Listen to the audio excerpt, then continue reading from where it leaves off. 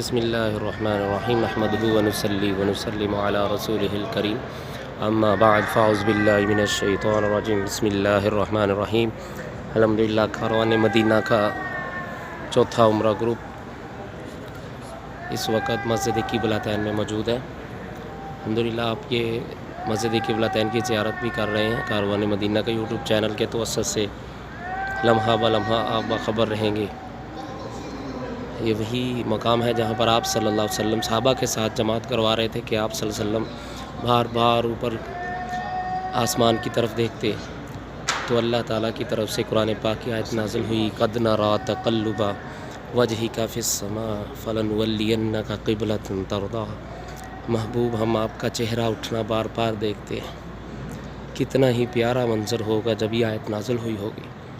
تو اس وقت یہ قبلہ جو ہے پہلے اس طرف قبلہ تھا بیت المقدس کی طرف، مسجد اقصی کی طرف۔ یہ دیکھیں آپ اوپر یہ مصلی بھی بنا ہوا ہے، اس طرح منہ کر کے نماز پڑھی جا رہی تھی۔ جب یہ آیت نازل ہوئی تو آپ صلی اللہ علیہ وسلم نے اپنا چہرہ مبارک قبلہ جانب یہ اب خانہ کعبہ شریف کی طرف پھیر لیا، تو صحابہ نے بھی اپنا چہرہ مبارک حضور کو دیکھتے ہوئے اس طرف پھیر لیا۔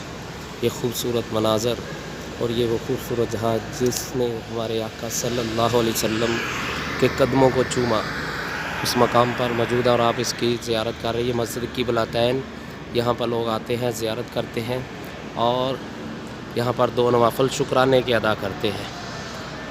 آپ احباب جب بھی یہاں آئے یہاں لازمی اس کی زیارت کریں اور یہاں پر 2 نوافل ادا فرمائیں، اور یہاں پر قرآن پاک کی آیت ان الذی فرض علیک القرآن لرادک الی معاد لازمی تحریر کرے۔